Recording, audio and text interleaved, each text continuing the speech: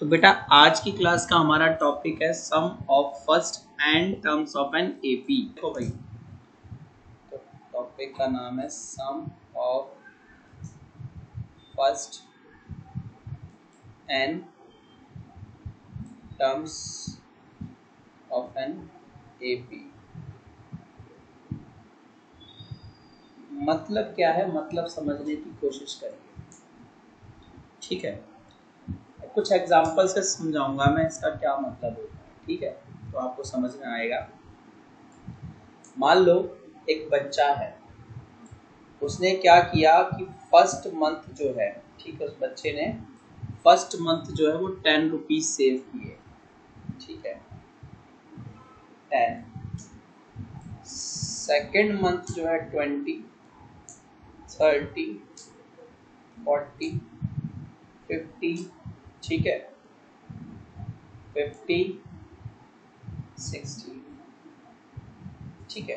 ऐसे करके उसने 6 हफ्ते तक पैसे, 6 हफ्ते मान लो, 6 हफ्ते तक पैसे बचाए। और मैं पूछूं कि उसने टोटल कितना पैसा इकट्ठा किया, तो आप कैसे करोगे? Sum of money collected, sum of money collected, तो आप क्या करोगे? 10 plus 20 plus 30 plus 40 plus 50 plus 60, सब सम करोगे, है ना? क्या करोगे? सबको प्लस करोगे तो रुपीज 210 आ जाएगा। कितना आ जाएगा? 210। ये नंबर छोटा है, आपको प्लस करना बहुत आसान है। ठीक है, आपके लिए नंबर प्लस करना काफी आसान था, छोटा ही है, ज्यादा बड़ा नहीं है। और ऐसे में 100 रीडिंग्स दे दूं, मैं बोलूं 50 हफ्ते तक उस बंदे ने पैसे बचाए। ठीक है, तब क्या आप एक एक को जोड़ोगे? नहीं ना। जैसे मान लो मैं एक एग्जांपल देता हूँ, यही बच्चा है, इसने पहले हफ्ते 10 बचाए, 20, 30, 40, 50, 60, ठीक है, 70, 80 बचाता गया। और आखिरी हफ्ते में इसने बचाए थे 300 रुपीज। 300 रुपीज, जो भी हफ्ता रहा हो। अब तो कितने हफ्ते बाद, आई थिंक 30 हफ्ते बाद शायद वो 300 रुपीज बचा रहा होगा। 30 हफ्ते में 300, तो मैं कहूँ पहले हफ्ते से लेकर आखिरी हफ्ते तक उसने जितने पैसे इकट्ठे किए हैं, प्लस करके बताओ कितने। तो अब आप 10 plus 20 plus 30 plus 40 plus 50 plus 60 ऐसे करके 300 तक करोगे क्या? 10 10 10 10 करके नहीं कर सकते ना, बहुत बड़ा अमाउंट है और बहुत टाइम कंज्यूमिंग है ये प्रोसेस। ठीक है, बहुत ज़्यादा टाइम लगने वाला, तो मैं भैया दिमाग खराब हो जाएगा, कहोगे क्या ही दे दिया। ठीक है, तो इसके लिए एक नई चीज़ आई, इसके लिए हमारे पास एक नया टॉपिक आया जिसका नाम है sum of first and terms of N AP. ठीक है, sum of first and term of N AP. ठीक है, तो देखो वो कहता क्या था कि sum of first and terms of N AP, इसको अपन डिनोट करते हैं बेटा एस एन से। किससे? एस एन से। और एस एन का फॉर्मूला होगा N upon 2, 2a plus N minus 1 D. एक ये फॉर्मूला है। इसके अलावा एक फॉर्मूला ये है n/2, ठीक है, n/2 a plus A N. क्योंकि देखो 2a plus N minus 1 D है ना, क्या है? 2a plus N minus 1 D. अगर मैं उसको थोड़ा सा तोड़ूं, ठीक है, 2a में से क्या करता हूँ, 2a को a प्लस ए लिख दूँ, तो एक तो a हो जाएगा, और a plus N minus 1 D क्या होता है? an होता है। तो दूसरा फॉर्मूला हमारा ये है। और अब an को लास्ट टर्म भी बोलते हैं, तो a प्लस एल। ये तीनों में से कोई भी फॉर्मूला लग सकता है। ठीक है, तीनों में से कोई भी फॉर्मूला आपका लग सकता है और आप सीधे डायरेक्ट एसएन निकाल लोगे। तो इसी फॉर्मूले का यूज करते हुए ना, मैं देखो क्या करता हूँ, अपना ये पता करता हूँ कि इस बच्चे ने 10 से लेकर 300 तक जो अमाउंट जोड़ी वो कितनी अमाउंट बनी, कितनी अमाउंट बनी है। तो देखो सबसे पहले हमारा ए कितना है यहाँ पे, अगर मैं इस डेटा में देखूं, मेरा ए 10 है, डिफरेंस प्लस 10 है, और लास्ट वाली टर्म an वो कितना है 300। तो अब मुझे ये पता करना है कि मैं कौन सा फॉर्मूला इसमें से लगा सकता हूँ। देखो मैं अगर ये लगाना चाहूँ, अगर मैं ये फॉर्मूला लगाना चाहूँ तो क्या ये मेरा फॉर्मूला लग जाएगा? लग जाएगा। n नहीं पता है मुझे, लेकिन अभी एज ऑफ नाउ मेरे को क्या नहीं पता है, n कितने हफ्ते में इसने 300 रुपये बचाए। तो पहले मैं क्या करूँगा, अगर मुझे हफ्ते पता चल जाए ना कितने हफ्ते में बचाए, तो मैं कोई भी फॉर्मूला लगा सकता हूँ जो मन करे वो, लेकिन ज्यादा इजी ये बीच वाला हो जाएगा। क्यों? a होगा, an होगा, और n की वैल्यू निकाल कर बस डाल दो, कैलकुलेशन काम है इसमें। ठीक है, तो देखो नहीं तो हमें फिर वही 2a + n-1d करना पड़ेगा, वो सेम चीज ही आनी है। तो अब देखो हम अगर पहले तो an = a + n-1d लगा देते हैं कि कितने हफ्ते में इसने इतने पैसे बचाए, 300, 10 + n-1 × 10, ये उधर चला जाएगा 290, 10 n-1 ये कट जाएगा इससे, तो n की वैल्यू 30।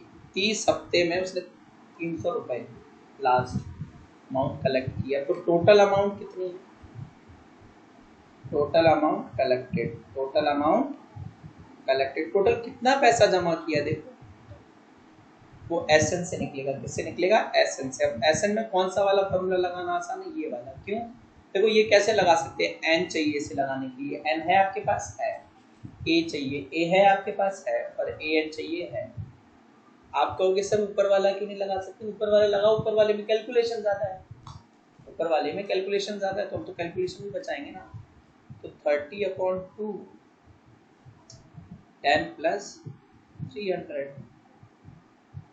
तो 15 × 310, 15 × 310। ठीक है, तो उसने 30 हफ्ते में टोटल कितना रुपया बचाया? 4650। ये टोटल अमाउंट उसके द्वारा कलेक्ट की गई।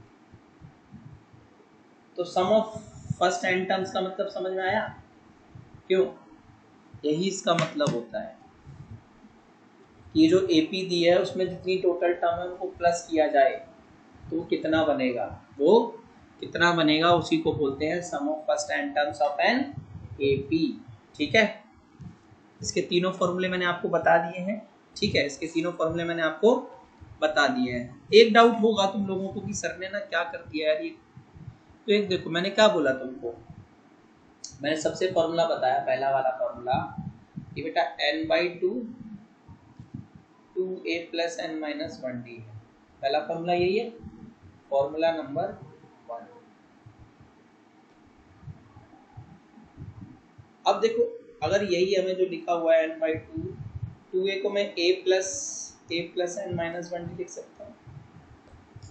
ये 2a को दो बार लिख दिया, a + a 2a तो बनेगा, लेकिन a + n-1d किसी का फॉर्मूला होता है बेटा, किसका फॉर्मूला होता है? n/, मतलब देखो ये हमारा an का फॉर्मूला होता है, किसका होता है? an का। तो हमारा दूसरा फॉर्मूला ये निकल आया, और an को हम लास्ट टर्म भी बोलते हैं ना, कई केसेस में an हमारी लास्ट टर्म होती है। तो तीसरा फॉर्मूला होता है n/2 a + l।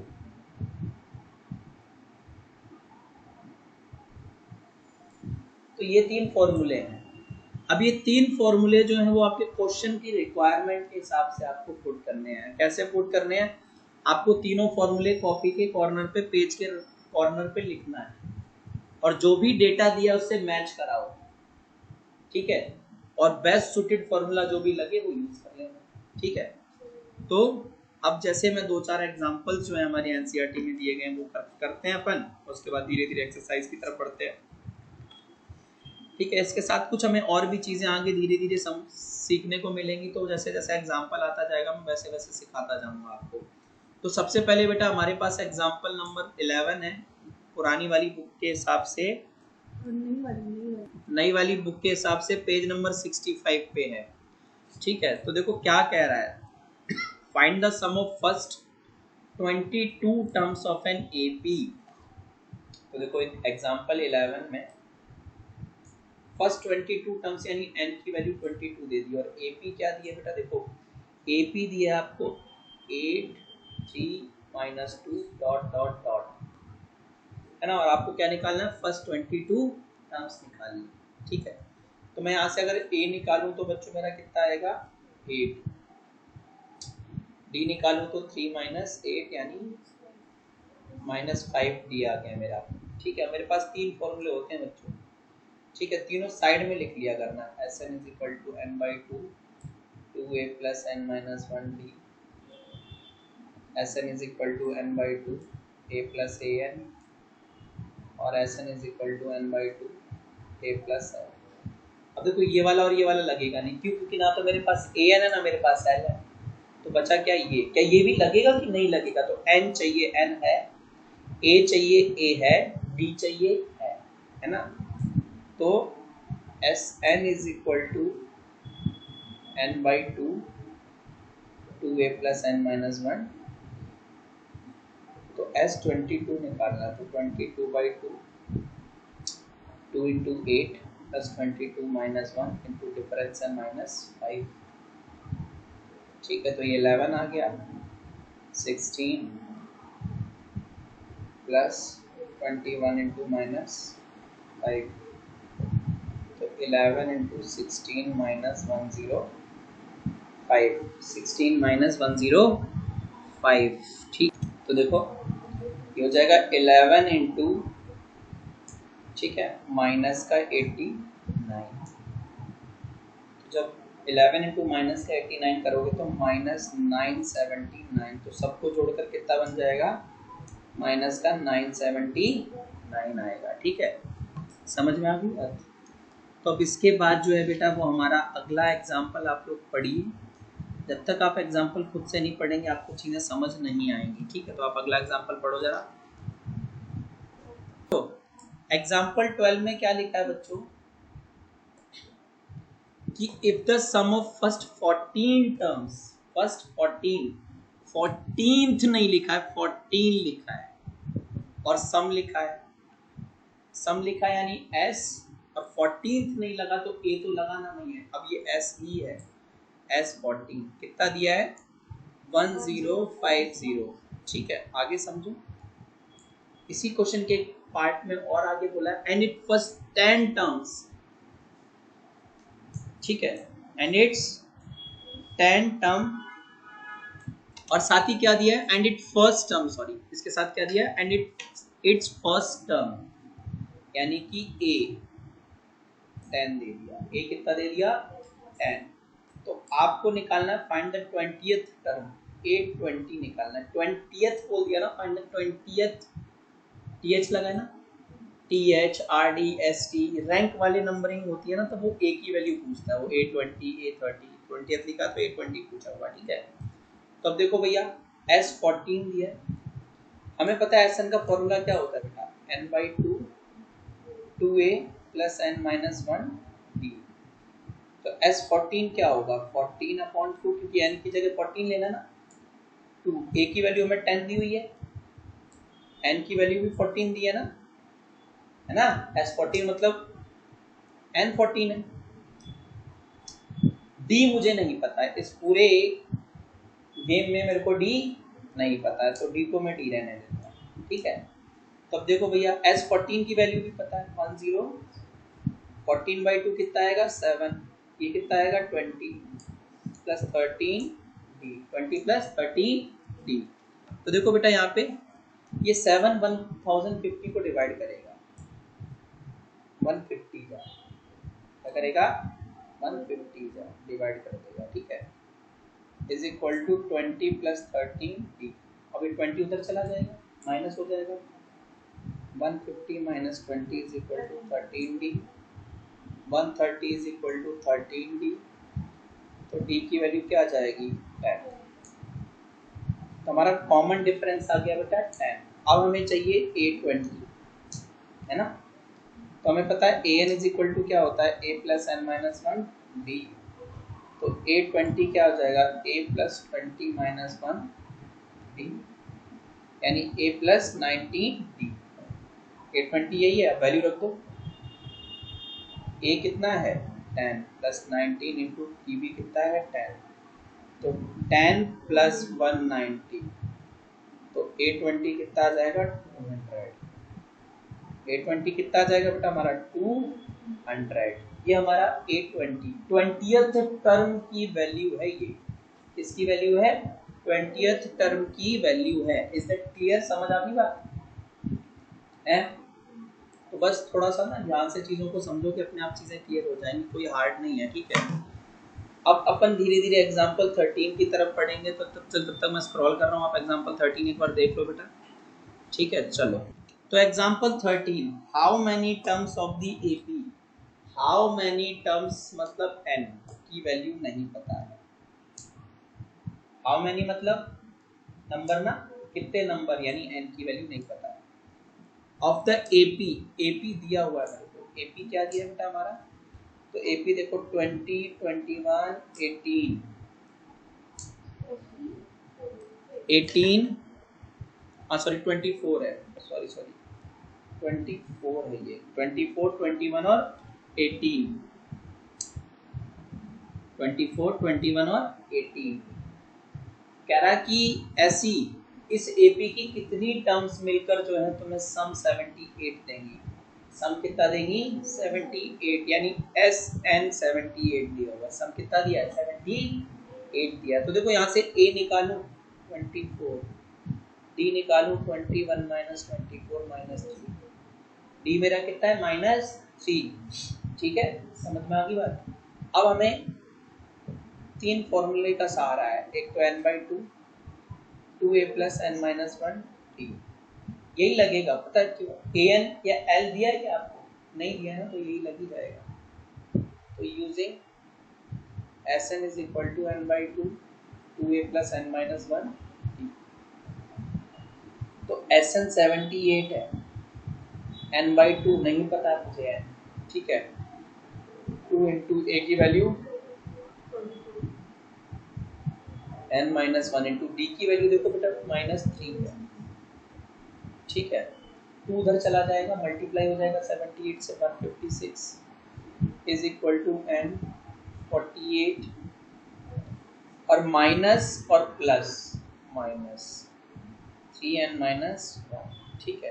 अब इसको सॉल्व कर लेना, तो 156 = n 48 -3n -+ 3, ठीक है। तो यहाँ देखो 48 + 3 जो है बेटा हमारा, 48 + 3 51 हो जाएगा। कितना हो जाएगा? 51। तो देखो बेटा जब इसको सॉल्व करने जाएंगे ना, 156 = n 51 -3n, ठीक है। तो अब चाहो तो इसमें से 3 कॉमन ले आओ।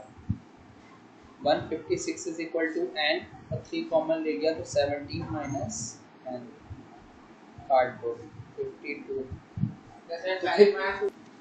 तो 52 = n, ठीक है, 17 - n। अब सॉल्व करेंगे तो 52 = 17n - n², ये सब उधर ले चलो, n² - 17n + 52 = 0। ये मेरी एक क्वाड्रेटिक इक्वेशन बन गई है। इसको सॉल्व करना पड़ेगा, इसको सॉल्व करना पड़ेगा। तो n² - 13 + 4 17 होता है, ठीक है। n + 52 = 0। तो n² - 13n - 4n + 52 = 0। पहले वाले में से n कॉमन ले लिया तो n - 13, अगले वाले में से -4 कॉमन ले लिया तो n - 13 = 0। तो n - 13 और n - 4, n - 13 और n - 4 = 0, ठीक है। तो क्या करोगे, एक बार n - 13 = 0 और एक बार n - 4 = 0, ठीक है। तो एक बार n की वैल्यू 13 आएगी और एक बार n की वैल्यू 4 आएगी, ठीक है। दोनों चेक करनी है, या दोनों वैल्यू चेक करनी है कि इनमें से कौन सा आंसर है। दो वैल्यू थोड़ी हो सकती है n की तो एक ही वैल्यू होगी ना, दो तो हो नहीं सकती है। तो अब हमें चेक करना है कौन सी वैल्यू है, कौन सी वैल्यू है। तो देखो भाई, अब हमें n की वैल्यू अगर मैं 4 रखता हूँ ठीक है, n की वैल्यू कितनी रखता हूँ 4। तो देखो ये फॉर्मूला ना Sn is equal to n/2 2a plus n-1 d, है ना। और 78 आना चाहिए, कितना आना चाहिए 78 आना चाहिए अपना। तो देखो भैया 4/2 2 इंटू ए की वैल्यू 24 है प्लस 4 माइनस 1 इंटू डी की वैल्यू -3 है। ठीक है, डी की वैल्यू कितनी है बेटा हमारी माइनस, तो 2 इंटू 48 और 3 इंटू -9, 2 इंटू 39 इक्वल टू 78। और एक बार 13 भी रख कर देखो, है ना। 13/2 2 इंटू 24 प्लस 13 माइनस 1 इंटू -3, ठीक है। 13/2 48 प्लस 12 इंटू -3, 13/2 48 माइनस 36, 13/2 इंटू 12 बन जा, और ये 6 जा। 13 into 6 is equal to 13 into 6, ये भी कितना आ गया 78। तो मतलब दोनों ही टर्म एक्सेप्टेड हो गए आपके, दोनों ही टर्म एक्सेप्टेड हो चुकी हैं आपकी। ठीक है, तो n की वैल्यू एक बार 14 है और एक बार 13 है। ठीक है, समझ में आ गई बात। अब ये दो टर्म ऐसे हो रही है कि वो नेगेटिव में चलता चला जा रहा है ना, कहाँ चलता चला जा रहा है नेगेटिव। तो पहली 4 टर्म जोड़ना, तुम पहली 4 मैं बता देता हूँ तुम्हें, 24 21 18 और एक होगी तुम्हारी 15, इनको ऐड करोगे 78 आ जाएगा। फिर अगली 13 टर्म इसी सीक्वेंस में लिखो, उनको उनमें कुछ प्लस के होंगे और कुछ माइनस के होंगे। प्लस वाली टर्म और माइनस वाली टर्म को इकट्ठा करोगे तो भी कितना आ जाएगा 78 आ जाएगा। तो सॉरी, दोनों ही टर्म्स हमारी एक्सेप्टेड है, यानी n की वैल्यू 13 और n की वैल्यू 4 दोनों ही यहाँ पे काम करेगी। ठीक है, क्लियर। तो आपका आंसर जो है वो n इज इक्वल टू 13 या फिर n इज इक्वल टू 4, तो n की दोनों वैल्यू यहाँ पे एक्सेप्ट होगी। अब एग्जाम्पल नंबर 14 पढ़िए। और एग्जाम्पल नंबर बेटा जब 14 पढ़ोगे ना तो तुम्हें इसमें एक फॉर्मूला भी निकल कर आएगा। ठीक है, इसमें एक फॉर्मूला भी है। ठीक है, तो इससे हम कुछ और चीज़ें भी सीखेंगे। तो एग्जाम्पल नंबर 14 जरा गौर से पढ़ना ढंग से। देखो एग्जाम्पल नंबर 14 में क्या बोला है, सुनो। एग्जाम्पल 14 में क्या बोला है बच्चों, गौर से समझेंगे अपन। तो एग्जाम्पल 14 में बोला है कि find the sum of first 1000 positive integers. कह रहा मतलब 1 + 2 + 3 + 4 डॉट डॉट डॉट प्लस 1000 तक ऐड करके बताओ, यहाँ तक ऐड करके बताओ। तो देखो हमारा a कितना है 1, b कितना है 1, an कितना है 1000 और n कितना है 1000, है ना। तो हमारे पास 3 फॉर्मूले हैं। इस बार an है ना, a भी है n भी है, तो दूसरा वाला लगा देंगे। Sn is equal to n/2 a plus an, है ना, a प्लस an। तो 1000/2 1 प्लस 1000, 500 इंटू 1001। ठीक है, 500 इंटू 1001, उसका बहुत मज़ेदार आंसर आएगा 500 जब 500। ठीक है, तो sum of first 1000 natural number is 500। ठीक है, तो ये पार्ट तो निकालना बड़ा आसान था, फॉर्मूले में वैल्यू डाली निकाली। अगला पार्ट इसका बड़ा ट्रिकी है, इजी बहुत है लेकिन ट्रिकी है। क्या कह रहा है, the first n positive integer, the first n positive integer. देखो पॉजिटिव इंटीजर कहाँ से शुरू होते हैं, 1 2 3 4 5, चलते चले जाना। ठीक है, चलते चले जाना। तो a कितना है हमारा बेटा यहाँ पे 1, है ना, t कितना है 1, और n की वैल्यू भी इस बार n है। कह रहा n तक, कहाँ तक, n तक। तो n की वैल्यू कितनी दी है, n तक दी है। तो हमारा पता है Sn इज इक्वल टू क्या आएगा, n/2 2a plus n-1 d। तो n की वैल्यू तो बता ही नहीं है, कोई दिक्कत नहीं है, 2 इंटू 1, n की वैल्यू नहीं बताई, और d की वैल्यू कितनी है 1। तो n बाई टू प्लस, अगर मैं इसको अंदर सॉल्व करूंगा n माइनस 1, ठीक है। तो 2 में से 1 गया, n by two into 1 plus n।